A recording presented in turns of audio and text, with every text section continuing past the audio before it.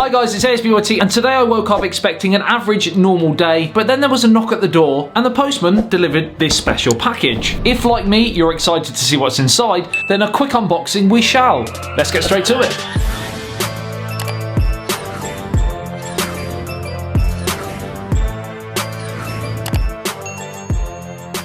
Right, so inside the gift bag, a special gift from Google. We have here a Google branded box with Team Pixel on the side, and I've got a sneaky feeling it might have something to do with the Pixel 3a and 3a XL. So let's get straight to a quick unboxing. So as soon as you lift the lid, I was greeted with quite the surprise. A unique, special ASBYT box. Hey ASBYT, what's new with Pixel? It makes me feel a little bit special, I'm not gonna lie. It's the little things that count. Also, you'll see, and probably more importantly, two brand new devices. On the left hand side we have the Pixel 3a XL, and on the right the Pixel 3a. The official colour names are purple-ish and clearly white. That sounds like I'm just being really casual about the colour name. Believe it or not, that is actually the name.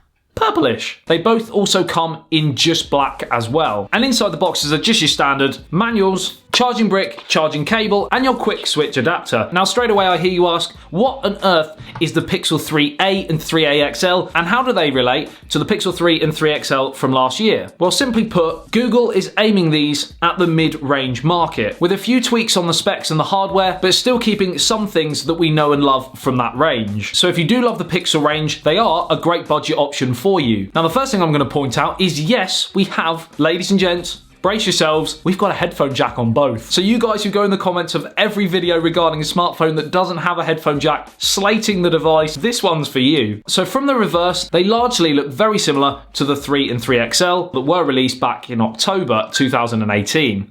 You be quiet, you, alright? The two-tone effect with the matte bottom and the glossy top, fingerprint sensor positioned nicely on the back, just a very simple G Google logo, and of course that single camera on the top left-hand side. And ladies and gents, it's got the exact same camera that was on the 3 and 3 XL. So these are exceptional cameras at this price. You have the volume rocker and power button both on one side, and the power buttons have the traditional Google colouring. This time we have a fluorescent yellow on the purple-ish colour, and the clearly white model has a fluorescent orange power button. If I'm being honest, I dig a coloured power button. Don't know why, just do. And of course on the other side, we have the slot for the SIM card. On the bottom we have the Type-C charging port and the speaker as well. In terms of the build quality, it isn't quite as premium. It is a polycarbonate unibody from the aluminium and glass that we saw last year, but it certainly doesn't feel cheap in the hand, and actually the polycarbonate might make it more durable. Now when we flip to the front, the 3A looks almost identical to the 3, so we have a 5.6 inch full HD plus OLED display. The 3A XL on the other hand is slightly different to the 3 XL in the fact that it is ever so slightly taller, but because of the bezels and no notch, for the notch haters, we have a 6 inch full HD plus OLED display on here. So both of them are full HD plus. We do drop down on the 3A XL from the Quad HD plus display that we saw on the 3 XL. Also, some other hardware differences on these two from last year's models is the fact that we only have a single camera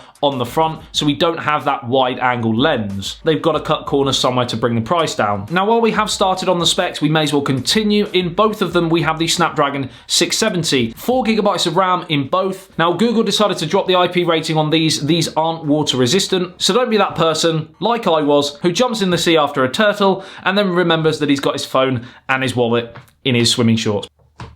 I just got too excited, I thought it was David Attenborough. One area they haven't cut corners is the speaker department. Both have stereo speakers. I would have thought, considering the price, they would have dropped to mono. That's a very good thing. Now, another good feature about these is the upgraded batteries. Now, one of the plagues of the 3 and the 3XL, from my point of view anyway, was the battery life. So it's gone from 2,915 on the 3 to 3,000 on the 3A, and from 3,430 on the 3XL to 3,700 on the 3AXL. And because we now have a full HD plus display and not a Quad HD plus as well, it should last a lot longer. Both come with fast charging, and Google claim you can get 7 hours of battery time with just a 15-minute charge. Again, impressive. On top of that, of course, being Google, you get stock Android, and like I said, the brilliance of these two devices is you get one of the best premium smartphone cameras around, all for the lowly price of $399 on the 3A and $469 on the 3.8 XL, which I think for that alone makes this very, very intriguing. Unfortunately, I'm tight-lipped on anything else regarding these phones for right now, but I will have my full review coming very, very soon. So if you want to see that, make sure you are subscribed to the channel if you're new, and you've turned on the notification bell so that when I post that video, you are notified. Let me know in the comment section below what you think of the 3.8 and 3.8 XL. Do you think they are real mid-range contenders? Like and share if you did enjoy this video and found it helpful, and I'll see you in the next one. Say ASBYT, peace out.